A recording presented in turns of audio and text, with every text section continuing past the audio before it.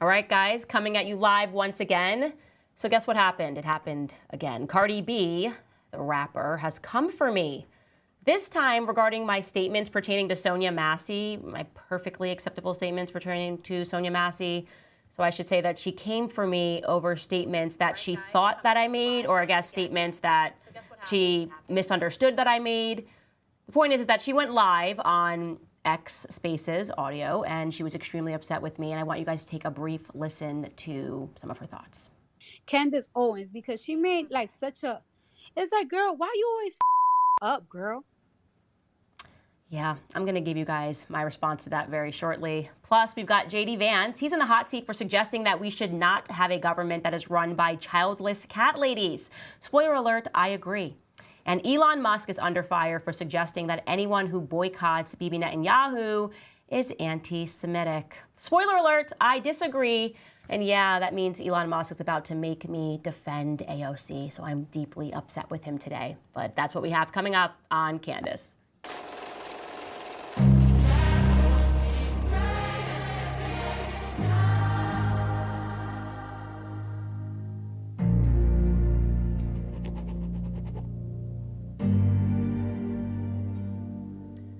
Okay, so let me jog your memory very briefly. I'm sure you guys have been paying attention since all the politicians are now speaking about Sonia Massie. So she was a black woman who was shot and killed in her home in Springfield, Illinois, after she phoned 911 and signaled that there was potentially a prowler at her house. So I will basically, we're not going to show you the clip again, but you can tell when you're watching the clip that she's out of it. The best way that I would describe it is that she looks to me like she's having an adverse reaction to medicine. You sort of hear these stories about people when they're on Ambien and they do sort of weird things. And that's kind of the best way that I could illustrate what I was watching in this clip. And I said in response to it that I did not deem the shooting to be justified whatsoever. I also said that the police officer would likely get into trouble since he signaled that he was going to shoot her in the head. And I then concluded that it is suspicious that these stories and these videos seem to conveniently be dropped to Black America every election cycle. Like we went from George Floyd, and right when it's election cycle, suddenly they start looking. It's like they just send out an email, like if you got any videos that could upset Black America, that would allow us to sort of bang on this race narrative, please send them. And immediately I point to the fact that Joe Biden was tweeting about this. Like, where was he the last 4 years in office? Did no other Black people or white people die at the hands of a police officer? No, of course not. But they liked the illusion of peace while they're in office, and then when they want a radical sea change or if they want to stop somebody else from winning, they like to again drum up the race narrative. Totally sensible comments. I did not say anything that could have been deemed controversial. But Cardi B found it to be controversial, or she thinks that she found it to be controversial, because I think that she receives a lot of her information on the internet. So she may have saw a portion of my remarks taken out of context, because that's what happens. You got to let the internet. And she was upset. She was very upset. So let's take a listen right now to what Cardi B thinks she disagrees with. Take a listen. So the other person that I'm going to call out is Candace, I can't even say her name, Candace Owens, because she made like such a, it's like, girl, why you always up, girl? Like, seriously, why you always up? You know, I've been seeing clips of different things that she have said about different topics, and some of the things I'd be like, okay, you know, I would never give you a 10 because I don't like you. I'm never going to give you a 10 because I don't like you. I give you an 8 or a 7. So certain things that she have said, you know, in the past year or something, she had been saying a lot of things that is like, it kind of makes sense, kind of don't, kind of makes sense, kind of don't. But yeah, but today she said something so disturbing about the, sorry, I'm choking a little bit. It's okay. She said something so disturbing about the Sonia Massie case. And it's just like, yo, why you always gotta it up? Why you always gotta it up? Like, why you always gotta take it there? Like, it's like you always gotta take it there. And it's like, why you gotta take it there? Like, for you to sit here and say that it's like, oh, we cannot blame everything on racial, not everything is racial. I know that this is sad, but this is not something racial. There's more white people that killed by the cops, and it's like, girl, shut up. You don't feel one little bit of empathy, one little bit of sympathy of how this woman died. There was no argument, there was no conflict, there was no raised a voice, and she got shot. So that's a good place to stop before I let her keep speaking, because again, what tends to happen in these circumstances is Black America is routinely taught to just be upset and to be angry and to do exactly what Cardi B is doing. And this is why I always use her as an example, because she has a massive platform and she's saying things. She has no idea what she's talking about. She obviously did not listen to my full show. She did not listen to the full context. And yet she's leading people to believe that I've somehow justified the shooting of Sonia Massie, right? Because if you just listen to what she said, you would go, oh my gosh, Candace is effing ish up again. Candace must have gone on her show and been like, listen, guys, this is not about race. This is totally fine, and just showed no empathy toward the situation. And that is why people would deem her to be a useful idiot. That's why I say that they like to platform people that they suspect don't have enough education to research things on their own and will therefore just believe a headline or believe a short clip, and again, will not do any deeper research to see what exactly it is that person said in their full context. So I'm just going to give Cardi B a portion of what I said that she definitively did not see, because I saw the same clip, which was edited intentionally, or I should say misedited intentionally, clipped intentionally in a way that tried to make it seem as though I was just out there defending what had happened to Sonia Massie. Here are my actual remarks, which oddly sound suspiciously a lot like what Cardi B was just saying there at the end. Take a listen. Now, when this first was spoken about, we were told that, I don't know, there was some sort of a threat with the boiling water. Sure, yes, she's acting erratically, and there is a situation in which she could have thrown the boiling water at the police officers, but they were nowhere near her. And then they shoot her, which to me, given the context of the fact that you knew that this woman was not mentally there, and even if she did throw boiling water at you, I don't see how saying, she said, I will rebuke you. I think she said, in the name of the Lord. And then he says, no, you will not, because I will shoot you. I mean, that is like very extreme, very aggressive. And he then proceeds to, she says, I will shoot you in the face. I mean, that's just like, what are you even talking about? Over a woman with boiling water. In my opinion, he should have simply used his taser if he felt threatened by the steaming water. Or if he felt that he absolutely had to use his gun, why didn't he shoot her in the foot? Or somewhere lower. This just did not seem like an appropriate response to me whatsoever. Now, parking that aside, of course, as I have said since the beginning of time, we can get out of there are mistakes that police officers are human beings. So you can very, very much see what I said there, and it certainly does not sound like I was trying to justify what happened.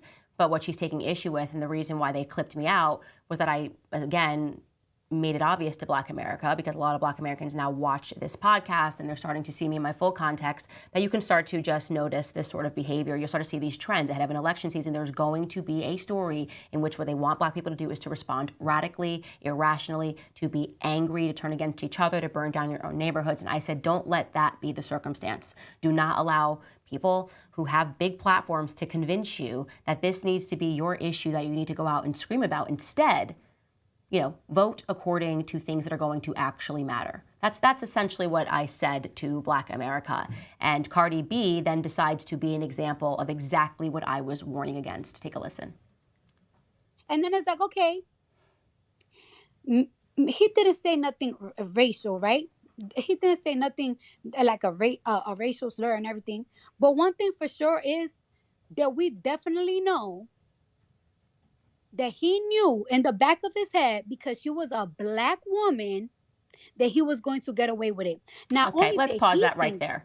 So that is a nonsense, right? To say one thing that we definitely know is that he knew in the back of his head that she was a Black woman and he was therefore going to get away with it is just such a nonsense, which flies in the face of everything that we have seen since the dawn of BLM. To the contrary, you have police officers that are facing time in prison, like the Asian police officer and the Derek Chauvin, who had nothing to do with anything, who lost his entire life. He was basically new on the scene and happened to be there as they tried to apprehend George Floyd. It's the exact opposite, actually.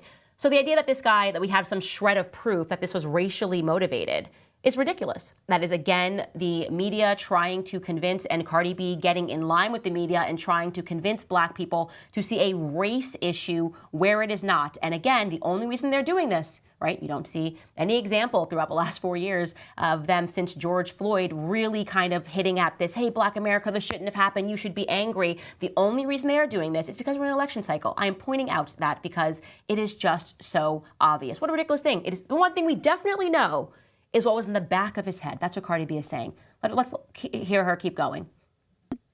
That he was going to get away with it. Not only did he think that, the department thought that, because they didn't tell her son or her father that a cop shot her. So they definitely thought that it was going to get away from it, and it had everything to do with the fact that because it was because she was black. So nobody has to say a racial slur for you to know that it was racially motivated. Like, come on now. And then it's just like, yo, how old is Candace Owens? How old is Candace Owens? How old is Candace Owens? She gotta be around my age. Owens. How old is Candace Owens? How old is this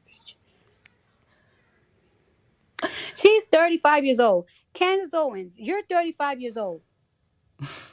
Sonya was 36 years old. Y'all practically have the same body frame. Y'all practically got the same body frame. Y'all both slim. Y'all, well, you 1 year younger than her. She's a mother. You're a mother. She's a daughter. You're a daughter. She has a father that care about her. You got a father that care about her. Bitch, this could be you one day. No, and it could be actually worse, because you the type of person that if a cop stopped you, you will get real sassy at the mouth. And as soon as you get sassy at the mouth, the motherfucker will shoot your ass. This lady didn't even got loud, didn't curse, didn't raise her voice, there was no confrontation. She got shot for no reason. And then you sit here and be like, oh, it's very convenient that it comes out when the Joe Biden, Kamala, and Trump thing going on. To be honest with you, when I saw that video, the last people on my head and the last thing on my head was Joe Biden, Kamala, or mother Trump. Okay, because it's not we can get out of this. So pointedly ridiculous. Again, how is it the last person that's on your head? Specifically, given the fact that Joe Biden actually made a statement on Twitter. They all were issuing remarks on Twitter regarding the shooting, which is why I was, of course, preempting Black America to be wary of this. Again, why are they not drumming this beat? Why aren't they beating this drum all throughout the time that they are in office? Why is it always an election year? Now, I just really want to back up and try to understand her logic there. She's trying to tell me that this could be me because she Googled my age, which I actually thought that was pretty funny, that she live Googled and then she phonetically said, Owens, how old is this B? And she found out that I'm 35, and she's like, well, Sonya is also in the same age frame. She said Sonya was 36. I actually don't know if that's true. That Sonya was 36. She said, you guys are both also slim. Okay, so we're slim. And we both also have fathers that loved us, so that could be me. Okay, that is about the level of stupidity that I believe the left and the media just wants all Black people to be operating at. That is what I say over and over again. They essentially want to say, you look like this person, and so unless you react, this is literally going to be you tomorrow. Now, I didn't have a reaction, and I did not cover the Sonia Massie shooting because of the color of her skin or because of her body frame or because of some fear that this could not be me. I reacted to it because it was very simple to look at the shooting and to simply say what is true. And what I felt and what I feel is true is that that woman did not need to die that day. She just didn't. And I said that, and I'm a person that I'm radically pro-police. I think they have the toughest job. And that is part of the reason why I felt compelled to comment on this, is because we want to show that as people who are radically pro-police, we are sensible. And there was no reason, again, in my conclusion, when I said instantly that Sonia Massie had to die. And I knew that it was going to be used as an opportunity to delude Black Americans into thinking you're nothing more than the color of your skin. And so you must be reactive every time something goes wrong. So Cardi, I have to say, I will always hold a candle out for you. I really wish that the media would cover the things that I say about you actually on the show. It's only every time that we have some sort of a back forth or we disagree on something that the media tries to make it look like I hate you. Far from it. I feel badly that you keep being used by the media because they think that you're nothing but a stripper. Genuinely, I have said this over and over again, is that you don't even realize that you are a pawn in a game that is much more severe and much more sinister than you could possibly imagine. And I think that when you respond to these situations, Cardi, you're being genuine. I sense that genuinity in you. I say over and over again that when I saw you on Love and Hip Hop, it was clear that you were a star. And it was because of this perceived authenticity, this authentic factor that you have. And then it became clear to me very quickly thereafter that you were being used. You are still being used. You don't even know you're being used. You think you're coming at this heartfelt, and you're not actually. Your heart might be in the right place, but your emotions are being manipulated by people who are far more nefarious than you. And the irony, the absolute irony, that you would choose this week to come for me, actually, and obviously, I anticipate there will be a lot of headlines regarding my sit down tomorrow that will be airing tomorrow with Amber Rose. But you came up, actually. You came up. A discussion about you and where you are at developed between me and Amber Rose, and I just want you to see a little tidbit of that conversation right now. Take a listen. I can look at Cardi and she reminds me of myself. I know I can watch what she posts. I've seen other things that she said, and I'm like, that's me all day, every day. She's done Ellen. She's done all these like late night talk shows, and I've seen them. They're like, so you were a stripper? She's like, I'm an international superstar, you know? And like, that's the first thing they go to. They do the same exact thing to me. And I can tell in her voice, I've been there, yo.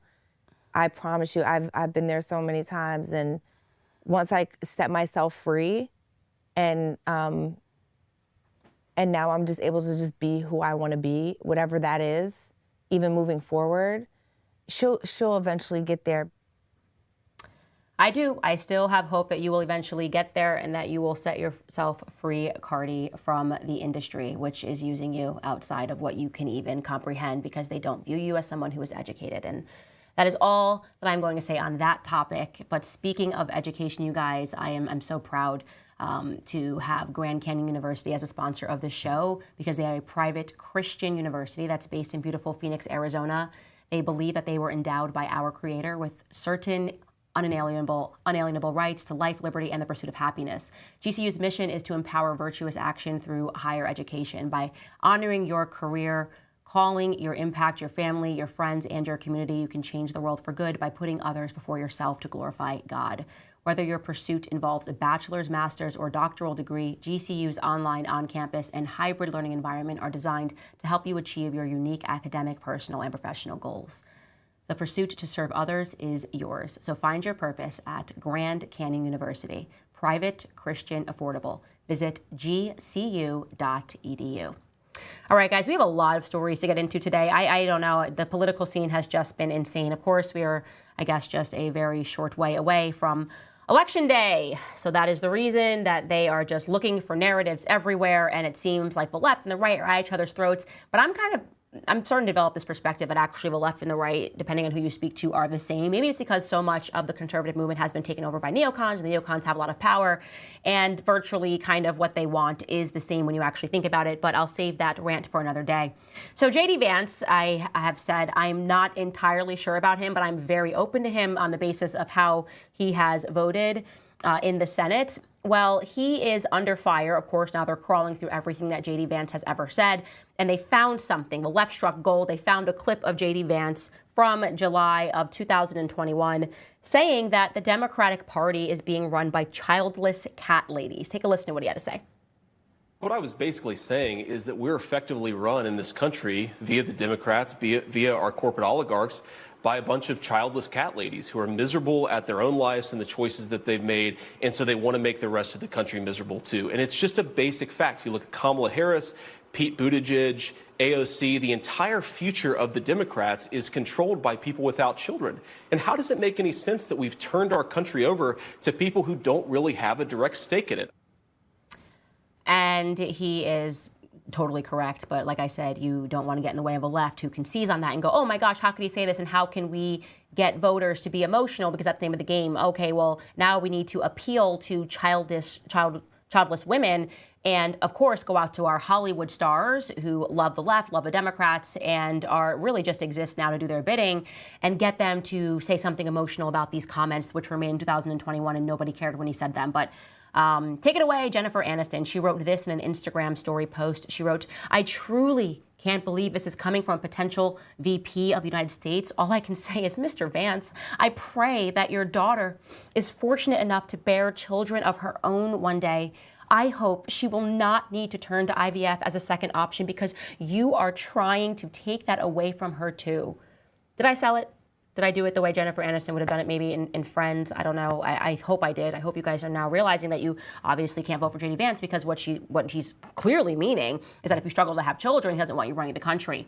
No, of course, nobody with a brain cell, nobody that's sensible, nobody that's honest believes that that is what he is implying. Of course, he is saying something that is much more important, which is that we have a bunch of people who are creating policies, passing through policies, shaping the future of this country for the people who will inherit this country, which are somebody's children, my children, maybe it's your children, maybe it's your brother's children, and they don't think in that capacity. Now, he's not, of course, referring to people that are struggling to conceive because that would imply that they wanted to have a family, right? So if you are trying to have a family, it implies that your mindset is set in that direction. Of course, your mindset is going, okay, well, I want to have a family, so of course I'm going to vote according to those sorts of values because I'm hoping that one day my children will be able to benefit from those values in which I am voting for. Now, Blake Masters, I think, actually said this perfectly on Twitter. He wrote this: "In defense of JD Vance, political leaders should have children.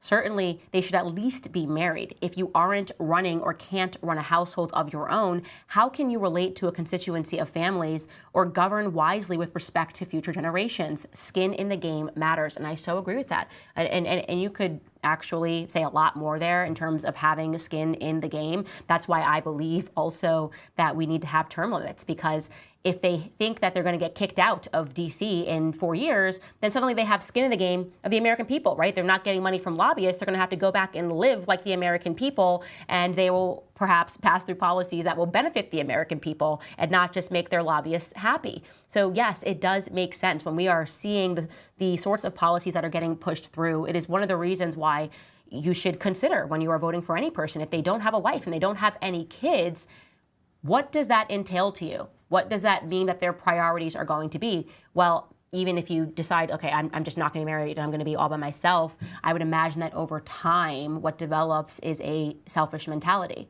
This is why they say you can get stuck in your own ways if you don't get married by, I don't know, a certain time frame. Let's say, like, you don't get married until you're 60. It's probably going to be harder for that relationship to be successful because you've spent your whole life being by yourself, not having to compromise, not having to share. I mean, you can even see this with only child syndrome. It's the same exact thing, right? Only child syndrome, what we're referring to are kids, they get into college and they have to share a dorm.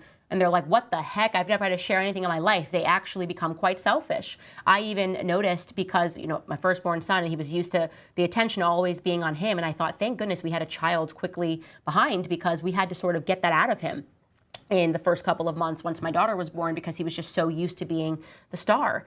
And so I totally agree with that sentiment. Is not something that I hope JD Vance walks back. I hope it's not something that the Trump campaign asks him to walk back. I think it is something that needs to be heard. And rather than kowtowing to the left, rather than kowtowing to Jennifer Aniston and her emotions, or trying to pretend that this is about IVF or about infertility, we need to stand firm on what it is that we believe in as conservatives. And speaking of which, I am certain that all of you saw, just like I did, and I didn't even know what it was, the left freaking out about Project 2025, right? So much so that Trump came out and said, I don't even know what Project 2025 is. I don't know if he disavowed it explicitly, but he essentially said, I have nothing to do with Project 2025. And that may be true. It is something that was put together by the Heritage Foundation, but I was quite shocked to see it trending over on X. I'm going, what is Project 2025? And so then I did just a little dabble, and I will tell you the document that they put together is about 1,000 pages. I certainly have not read it all. But as I just read the first couple of pages, and my sister told me that she read 103 pages of it, and she said, Candace, I'm not really sure what's wrong with 2025, the Project 2025. And I went, really? You haven't come across anything? She's like, no, it's sort of saying everything that we feel about DEI initiatives and things of that nature. And I went, oh, is this one of those things where conservatives are acting like cowards because we're allowing the left to seize the narrative? I call it the game of disavow, where they essentially just create a field of peer pressure and a bunch of people start asking you about something that you don't even really know what it is or what the person has said or what the thing or the pamphlet says, but you're just like, I disavow it. I disavow, please just stop. I just don't want to be under this attack. That is not the right response whatsoever. It's not the right response. Rather, we should put them, make them say, actually, you tell me, what is Project 2025? And I'll tell you whether or not I support it or I don't support it. Let's go through it point by point. Put them on their toes. So I'm going to tell you, by the way, these are just a couple of bullets, and this is available on Wikipedia. So, Wikipedia is where it's so run by the left and run by the ADL that they're going to try to say the absolute worst things that they can about Project 2025 because they hate us. They hate conservatives. And I read through and I went, there's nothing in this Wikipedia entry that I disagree with. So under a worst case Wikipedia scenario, here is what they've got here.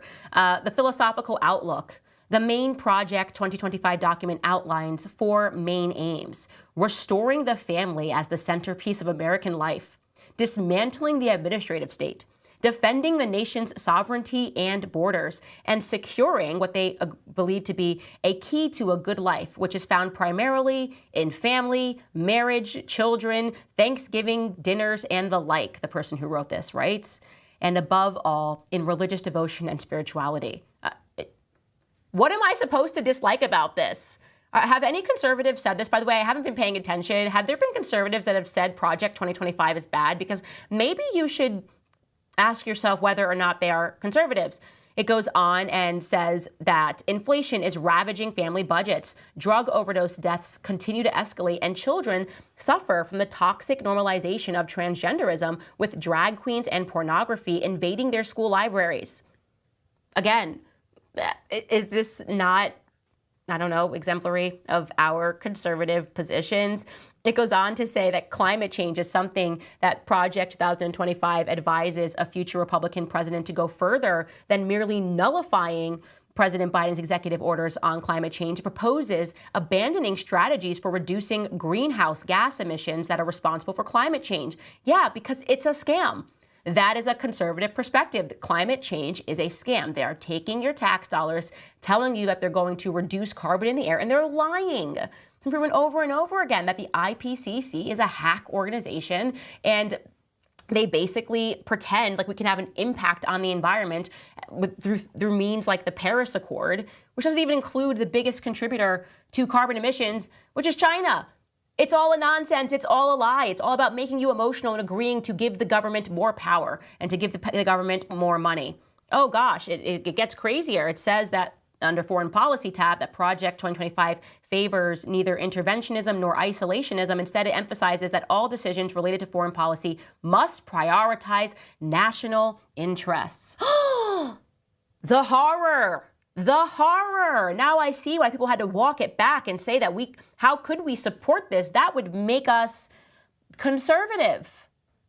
I mean, I just don't get it. I mean, I sent a tweet. I'm like, guys, I'm sort of looking into this. Can somebody express to me why we're supposed to be pretending that this document is wrong? And Mike Cernovich offered that keep looking into it. It may be a Trojan horse. It may be more neocon-y on the topic of foreign policy. And I promise that I will look further into the foreign policy aspects of this document. But I can tell you by just having a brief look here, Project 2025 sounds pretty good to me. So if I run for president, I want you guys to know in the future, and they step to me and they say, do you Project 2025? I'm going to look them straight in the face and I'm going to say, yes, all of it. That's what we're going to do. We are going to be doing Project 2025. We're going to restore families. We're going to restore faith. And unless you can explicitly point to me what in this document you find problematic, I'm not going to fall for your system of do you disavow and trying to make me fearful to stand by what I deem to be conservative principles. Speaking of which, you guys, I do before we talk about Elon Musk and how he's going to force me to defend AOC today, I do want to recommend to you guys that if you are struggling in the same way that many families are struggling to support themselves right now in this economic moment, and you feel as though you are taking a step back every month instead of moving forward, please call my friends in American Financing. They are there to help when the bills are higher than what you bring in every month, and you have to swipe that credit card to cover the difference, and you feel like the debt just keeps adding up. Well, if you own a home, American Financing can certainly help you break free from that cycle. American Financing is saving people just like you an average of $854 a month. Think about what you could do with an extra $800 every month and not having to worry about those minimum monthly payments. And even better, it costs nothing to find out how much you can save. All it takes is a quick call to American Financing, and if you start today, you may be able to delay 2 mortgage payments. So call American Financing today and start your journey towards being credit card debt-free. The number is 800-795-1210. That's 800-795-1210, or you can visit americanfinancing.net/Owens. Okay, Elon Musk woke up. Elon Musk was trending. By the way, I love that. One thing you could say about Elon Musk is he really must believe in free speech, because the fact that Grok had a whole statement about how people are questioning Elon Musk, and Grok is the AI that sums up what the controversy is. And I don't know what happened. I kind of missed it. I woke up and then saw that he was trending over statements that he made about anti-Semitism, and people were essentially saying, this is not the Elon Musk that I invested in. This is not the Elon Musk that I believed in. And so I will tell you, I guess, one snippet of what went down, because it was hard to follow all of it. But AOC tweeted this yesterday regarding Bibi Netanyahu's speech, in which, by the way, Elon Musk attended, which I'm not sure what drove him to attend it. Maybe it's because he met Bibi Netanyahu recently, but he was one of the people that was in the audience offering him, I guess, more than 50 standing ovations is what Bibi Netanyahu got. But AOC's tweet reads, "Just so we are clear, Netanyahu has lost so many people that he is addressing just a fraction of Congress. When this happens, they fill the seats with non-members, like what they do at award ceremonies in order to project the appearance of full attendance and support." So that's a factual statement there. There's nothing there that she said that I guess we should be too upset with. I covered that yesterday on the show, that a ton of people in Congress were declining to attend. Thomas Massey being one of them, who has been my favorite congressman for years. You can check the tapes. I have had him on my show way before October 7th, saying that he was an ideal congressman because he really stands by the American people and always votes against every single dollar going overseas. More people in Congress should be like him. But Elon Musk responded this to AOC. He wrote, "The Democratic Party has become openly and boldly anti-Semitic." So hard to garner whether he's saying her tweet itself is anti-Semitic, which I certainly hope he's not saying, implying that by her telling us that they are creating an illusion that what you are seeing is a show. And that happens over and over again. Honestly, the world has become a stage. It really has become a stage. And she's letting you know that you're seeing this as if it was roarish applause and that your Congress agrees with him. But the reality is they basically had to get in actors in there. Maybe they were like, yeah, you're an intern, you fill this seat, you fill this seat, because we want to create the illusion that he has the full support of Congress when he doesn't. That, frankly, shouldn't be allowed. But she's telling us that it is. Maybe what he meant was that the people that are boycotting this event, all of the congressmen who are boycotting it, are anti-Semitic, because why else would you boycott? Okay, that still doesn't make any sense to me. Does that make any sense to you? Because then he would be essentially saying that Thomas Massie is anti-Semitic. And I have some strong feelings about that. I think most of you guys understand how I feel about Thomas Massie. I think he should be president of the United States. I would crawl over broken glass to vote for Thomas Massie for president of the United States. So if Elon Musk is going to come for Thomas Massie, then Elon Musk is coming for me. If the implication is that Thomas Massie cannot represent the American people by saying, I'm not showing up to this war show, because that's what it is. It's about promoting war with Iran, because that's what Bibi Netanyahu wants. If that makes him anti-Semitic and makes him an enemy of Elon Musk, because I guess him and Bibi are friends, then I guess me and Elon Musk, we ain't on the friendly side. That's how I feel. That is how strongly I feel about the work that Thomas Massie has done. He is exemplary of everything, every bit of character that every single person that we send to DC should have. And yet we don't have that. And this brings me to the next question. What is anti-Semitism? Because I'm going to tell you guys, I'm getting real tired of what is so obvious. I'll tell you what it is. The definition of anti-Semitism is everyone in the world is allowed to critique Bibi Netanyahu, just not you Americans. I think that's where we're at right now. That's today's definition. Don't forget that I once spoke to a rabbi extensively, and he told me that the definition mutates, so they can drop it and change it every day. But I would say officially, as of yesterday, the definition became that everyone in the world is allowed to critique Israel and allowed to critique Bibi Netanyahu, except for the Americans who are funding him. If Americans do it, then we get to call them anti-Semitic and try to ruin their lives. And I'm going to show you an example of that. People who have openly critiqued Bibi Netanyahu and have not been called anti-Semitic. And I think the greatest example of that would be Ari Emanuel. I would argue that Ari Emanuel is, from a business perspective, one of the most powerful Jews in America. I think that's an absolute fact. He owns Endeavor. They own a ton of companies that are under the Endeavor brand, the UFC being one of them. Ari Emanuel notoriously got Kanye West blacklisted from Hollywood by writing a letter. After he wrote that letter, Kanye West, who's one of the most famous people in the world, was dropped from Adidas, dropped from Gap, okay, over his anti-Semitism. Listen to Ari Emanuel speak about Bibi Netanyahu. This was taken, I believe, in May, just a couple of months ago. Take a listen. Netanyahu doesn't want a peaceful solution, and it's become clear that getting to a political solution and Netanyahu remaining in power are irreconcilable paths.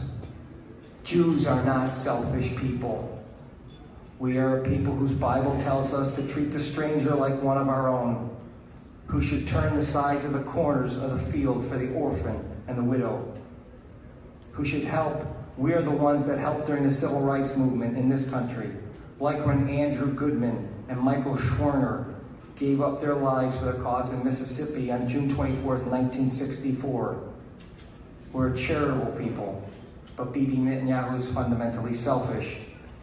The cost of giving this man what he wants has become far too great for far too many people.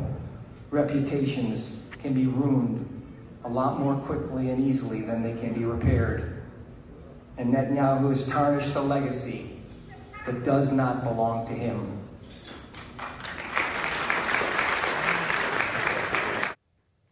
By the way, you should go pursue that speech in its entirety, because I'm pretty sure it's been what people like me have been saying for a very long time, that everything that he has done has been a disaster. And for everybody who thinks that it's the rise of anti-Semitism in America, maybe you should try to see it through the lens of it's the rise of people who are standing up to Bibi Netanyahu, are getting tired of his thuggery. And I want to be clear, I believe that it is thuggery that he is doing. I'm going to show you a clip of Bibi Netanyahu in a moment. But first, I want you to watch this video because, again, apparently if you say it and you're black and American, that makes you anti-Semite. Ari Emanuel said it. I will wait, by the way, journalists, I watch every minute of this show for you guys to do what you do to me to Ari Emanuel. I better see like articles going crazy tomorrow about him being a raging anti-Semite Jew hater. I think that's the right language. But here's another video. This one is from back in 2002. A woman named Shulamit Aloni, I might be saying her name wrong. Was an Israeli politician. She founded the Rotz Party. She was also a leader of the Meretz Party. She served as the Minister of Education for a year. And in 2002, she was awarded the Israel Prize, which is the country's highest honor for culture. Here's what she said in a radio interview from 2002. Take a listen. Yours is a voice of criticism we don't often hear in the United States. Often when there is dissent expressed in the United States against policies of the Israeli government, people here are called anti-Semitic. What is your response to that as an Israeli Jew? Well, it's a trick. We always use it. When from Europe somebody is criticizing Israel, then we bring up the Holocaust. When in this country people are criticizing Israel, then they are anti-Semitic. And the organization is strong and has a lot of money, and the ties between Israel and the American Jewish establishment are very strong, and they are strong in this country. As you know, they have power, which it's okay. They are talented people, and they have power, money, and media, and other things. And their attitude is Israel, my country, right or wrong, the identification. And they are not ready to hear criticism. And it's very easy to blame people who criticize certain acts of the Israeli government as anti-Semitics and to bring up the Holocaust and the suffering of the Jewish people, and that justify everything we do to the Palestinians. So to be clear, those are her remarks, not mine. So if you want to attack, the media wants to attack her, that's totally fine with me. I'm just trying to figure out what is the definition of anti-Semitism, because I'm pretty sure that everything she just said would be categorized as anti-Semitic because she's criticizing the government that she served. To be clear, she was a far left politician, or at least that's how she's described online, is that she was a far left politician. But as I said, she was the Minister of Education for a year. So that means that Jewish Americans are allowed to critique Bibi Netanyahu. We have this woman who served in the Israeli government who's allowed to critique Israel. In case you're missing it, since our media never tells you this, and they pretend that it's just an American issue or it's happening in the UK, there are protests, nonstop protests in Israel against Bibi Netanyahu right now. Here's a headline here. I could have showed you a video, but I'm just showing you here a picture. Israel protests, thousands rally against Netanyahu immunity. Okay, so everyone is, I guess, apparently allowed to criticize Israel, to rally against Netanyahu's immunity, so long as they are not a tax-paying American, I guess. Because we're allowed to critique our own government, we're allowed to critique Biden, we're allowed to critique Trump. But this, for whatever reason, is a no-go zone. They will try to ruin your entire life. The media will come after you. And she alleges that they have power in media. I'm not alleging that, but I can say that I definitely am seeing a concerted attack on me, as if there's a hit on me in the media for simply not agreeing with Bibi Netanyahu. And I will tell you the reasons why I don't. I've been very explicit about this. I don't like his thuggery. I don't like the way he speaks about America. I think it is absolute trash that you have people on the right that pretend that they care about free speech, they care about national sovereignty, that they care about the conservative movement, and then they will completely ignore the things that Bibi Netanyahu is on record saying about Americans, pretending like he's just got us in the bag, like we have no say in what's happening in our government, threatening if they boycott us, well, they will themselves be boycotted. We're passing laws in America. I'm going to show you a clip of Bibi Netanyahu, and then I will tell you what it says in English, plus show you a tweet to follow it. But let's just play it first and foremost. It's here in Hebrew. מי שיחרים אותנו מוחרם בעצמו. בשנים האחרונות קידמנו בארצות הברית, ויש כבר ברוב המדינות שם, חוקים שמי שמחרים את ישראל נענש בעצמו. אז זה לא יעזור להם, אנחנו לא מתרגשים מזה, ואנחנו נלחמים בזה. So you can see that was shared on his Twitter feed, and their language was under it. But in case you're listening to Spotify, he says, and he sounds a bit like a thug in the way that he's moving, whoever boycotts us will themselves get boycotted. In the last few years, we have promoted in the USA, and there are now laws in most states here, that anyone who boycotts Israel will themselves be punished. So it won't help them. We don't care, and we are fighting it. And that was backed up by the official Israel account's tweets, Prime Minister Benjamin Netanyahu. And then they restate what he says: whoever boycotts us will be boycotted. The UN Human Rights Council is a biased body that is devoid of influence. Not for nothing, I have already ordered the severing of ties with it. It was also not for nothing that the American administration has taken this step together with us. In recent years, we have promoted laws in most states which determine that strong action is to be taken against whoever tries to boycott Israel. So why would Israel be allowed to promote laws in the United States of America? Help me out, conservatives. You guys are all so fearful. You're a bunch of scaredy cats. I can't stand it. And it makes me sick because the majority of people are men. And that's what we're dealing with right now. We're dealing with men that are terrified of being canceled. Like, that's the men. Like, a couple of generations ago, men were willing to go die for their country. Now you have men that don't even have the nerve to tweet, to say, this is not acceptable. I don't care what country it is. I don't care if it's Zelensky. I don't care if it's Netanyahu. I don't care if it's whoever's running the Taliban at this moment. No leader of a foreign country should speak like that about laws in America. That's what it means to have sovereignty. That is what it means. We want sovereignty, okay? It's not anti-Semitism. It's not Jew hatred. It's I demand sovereignty. And for every leader, every commentator who can't say that, can't make that statement, step aside. Genuinely, I reserve such anger and frustration for the wimps that I see on a day-to-day basis. I'm just scared. I don't know. I don't want to get canceled. I'm so scared. You're just a bunch of, I don't even want to say women, because I'm a woman. Just little girls, you know? And I can't even say that because my little girl's tough. You guys are pathetic. You guys are pathetic. And further to the point of how pathetic we've all become, it's like watching what is so clear to me to be federal agitators. You guys remember this. I said yesterday, when these protests were going on, and just conveniently, everybody, you've got neocons. Oh my God, look at this Netanyahu speaking, and this person's burning an American flag. I guess this means that people from the Middle East are evil and backwards, and it's a perfect narrative. I saw that video, and I'm going to show it to you right here. These two people, not even wearing a mask, not covering their faces, just boldly holding a Palestinian flag, dancing, and setting it on fire.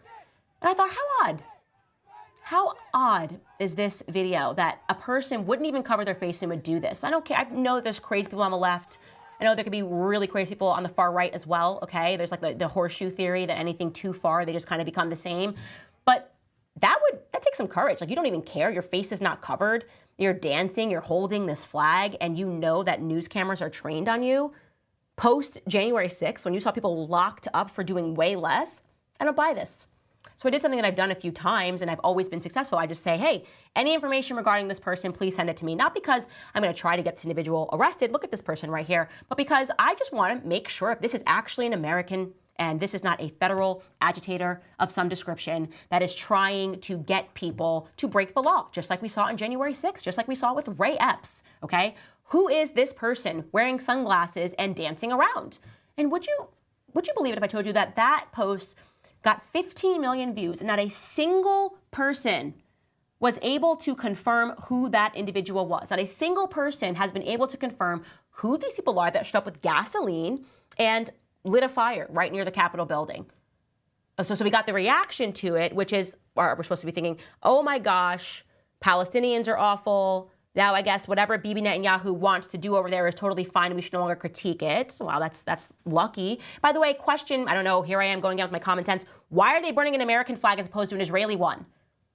Oh, it's because we're trying to get Americans on our side, right? The neocons, the far, everyone is playing Americans right now. That's true. We are being played. The world is a stage. All of this is performative. It is not real. It is just not real.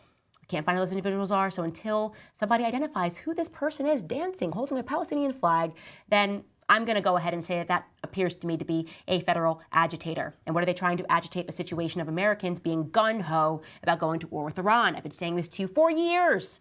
And now you had Bibi Netanyahu, who actually said in his speech yesterday that, they tried to kill Trump. And if they're successful in killing Trump, he really said this, guys, if they're successful in killing Trump, I hope you guys will respond to Iran.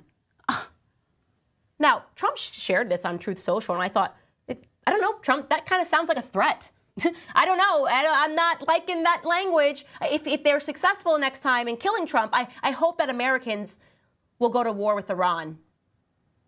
Wake up, Donald Trump. That doesn't sit right with me that he would say that. That's very strange that they're saying that Iran tried to kill you. That seems like a very strange thing for Iran to try to do in Butler, Pennsylvania ahead of your election. Okay? So I'll put our thinking caps on. I've been saying for years they want to go to war and they will do anything for it. And by the way, in case you're not keeping score for all the reasons they're telling you that you must support Bibi Netanyahu, it does tend to be the circumstance that every time Bibi Netanyahu shows up in America and suggests that we need to go to war with a country, we instantly go to war with the country. Take a look at this compilation. If you take away the Soviet Union and its chief proxy, the PLO, international terrorism would collapse. If you take out Saddam's regime, I guarantee you that it will have enormous positive reverberations on the region. Obviously, we'd like to see a regime change, at least I would, in Iran, just as I would like to see in Iraq. The question now is a practical question. What is the best place to proceed? It's not a question of whether Iraq's regime should be taken out, but when should it be taken out? It's not a question of whether you'd like to see a regime change in Iran, but how to... Are there any other nations that you would recommend that the United States launch preemptive attacks upon at this point? The answer is categorically yes. The two nations that are competing with each other, who will be the first to achieve nuclear weapons, is Iraq and Iran. But a third nation, by the way, is Libya as well. Libya is trying very rapidly to build an atomic bomb capability. So you have here now three nations. All stand together to stop Iran's march of conquest, subjugation, and terror. Iraq, Libya, Syria, he says it, we do it. And now he's saying that Iran might kill President Trump. And if he does, then we better we just better all say we're going to war right now and not ask any further questions. Let me tell you something right now. Something happens to President Trump, I'm going to have a lot of further questions. And I'm going to make this statement to the American people. Please listen to me. Do not send your sons and daughters to fight in this planned war. They have been planning this war for years, okay? Do not believe them when they say they have weapons of mass destruction.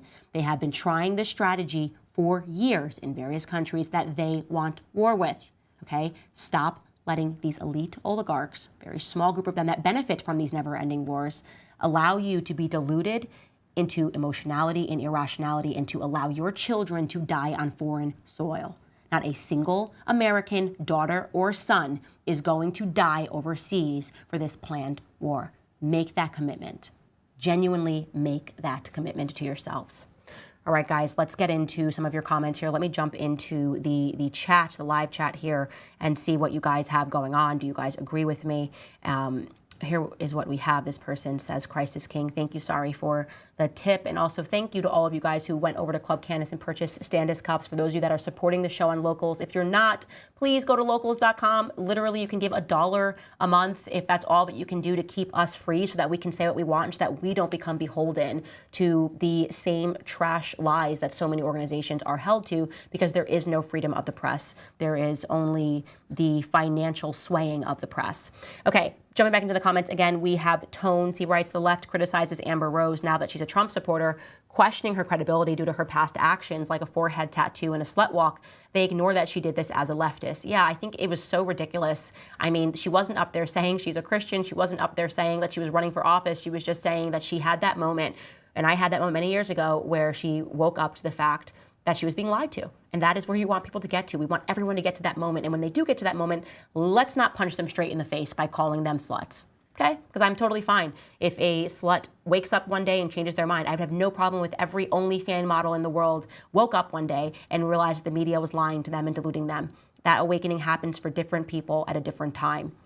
Talia says, thank you so much for discussing Project 25, a woman that stands on her word. Yep, I wish we just had a few more men in politics that could do that, but maybe politics attracts a specific kind of man. Maybe there's that. This person, F6 AIM, writes, Candace, any thoughts on the work or influence of Bertrand Russell? Curious about your opinion. I'm 18 and have a tendency to be self-conscious and meek. How do you deal with that? I would say that the best way to deal with that is to just continue reading and knowing that it's okay to explore your ideas. You don't need to know right from wrong immediately when you're 18 years old, but having the courage to be who you are, I think, is important, because I think the world is constantly trying to make people self-conscious, like just to subscribe to groupthink. What does the group think about me? What does the group think? Oh, the group says that feminism is good, so I better not go against feminism. I hate that. So it's the fact that you're even asking questions and watching the show, you're probably on the right track. This person says, I know this sounds crazy, but I'll be the one to run in 2028, 2032, or 2036. Is it a coincidence that my name is Donald? No. Bro says, defund Hollywood, the mainstream music industry, and the corrupt news stations pushing the agenda and the overall lies. Thank you for what you do, Candace. Christ is King. By the way, you guys, Minect is blowing up. You guys know that you can find me if you want to ask me a question, and I can answer you on voice audio. You can just find me on Minect.com. That's like MINNECT.com. This person says, why would you give Cardi B, this is Smokey, any attention? She is a dancer. She only knows how to sell herself. Unfortunately, people idolize that over intelligence. I disagree. And for the reasons that I just said about Amber Rose, I think that Cardi B is somebody that wound up in an industry that is incredibly satanic, and that her soul is fighting to survive right now. And I just sense in her that there is this element that is genuine, and she's genuine even when she's being wrong. And so if we can start with people that are just genuine, even in being wrong, then we probably have a chance to redeem them or to change their minds. I don't think we should just give up on everybody who gets it wrong, because I once got it wrong. There's that too. I would be a total hypocrite to have that perspective on her when I came from the left and I held a lot of leftist perspectives when I was younger. Grant Brown writes, I feel like I watched two different versions of the Biden speech, one on your live stream and the one on other channels. Anyone experienced the same thing? That's very funny, because somebody emailed me and I didn't pull it yet, but they said, Candace, they changed the speech thereafter. Did you recognize this? I have not looked into it at all, but maybe people in the live chat can answer your question as to whether or not they held that same perspective. But I think we all agreed that, as you're asking, Grant, it just seemed very, very bizarre. The whole thing just felt very bizarre. This person, thank you, Shiley, for the compliment. This person writes, I would love to see a Candace Owens times Trevor Noah interview, possibly even Dr. Umar. Trevor Noah would never do it. He would come apart because he is such a fraud. He's an absolute fraud. Even looking into his background and where he comes from, I mean, the whole thing is just so fraudulent. His whole story about how he grew up, he's leaving a lot on the table. You should ask Trevor Noah more about his dad. He doesn't talk often about his family. I would dig into that if I were you. This person says, Mitt Romney, the potential VP for Kamala. Thoughts? I think he's a committed leftist. Why not? It's a great ticket. Romney, Kamala, two people that are going to tear this nation up. This person, lastly, Chelsea writes, Candace, please interview Liz Crokin. She opened the case on Pizzagate and gets into the Hillary, Obama, and Podesta emails. She also has knowledge on spirit cooking and Maria Abramovich. I would love to see you do a piece on this. Maria Abramovich is utterly satanic, and every celebrity that wants anything to do with someone like that is someone that I would not trust. I never looked into Pizzagate, but I did see those emails, and they were extremely weird. And that was what I think one of the reasons that Julian Assange got into so much trouble was by making those emails public. And for people that are just waking up, you should go back and read those emails. It's something very strange going on. Nothing made sense in those emails, but what they actually meant, I have no idea. But I'm always looking for people to interview on this show. By the way, you guys, we did the Hot Wing Challenge. We're doing a hotter wing available on Locals. We are going to do that right now with the crew because I promised people on Locals that I would introduce them to my crew as well as then try to kill my crew with hot sauce, because that's what somebody who's loving does. They try to kill their crew. So if we're not here tomorrow, it's because we died. But just kidding. We'll be having the Amber Rose episode air tomorrow. Again, head to locals.com, support us and our independence, or head to clubcandace.com and buy the new Standis cup. It is a gray edition, and it, of course, my favorite expression that Andrew Tate says. Can you run that expression? Do you have that, Sky? Oh, yeah, we got it. Yeah, let's run it. Don't care. Built different. Don't care. Don't care, built different. That's my perspective on being a conspiracy theorist, as they call us. We got to embrace it. Don't care, built different. We're going to ask all of the questions, you guys. Tomorrow, again, we will have Amber Rose, and I will see you guys then.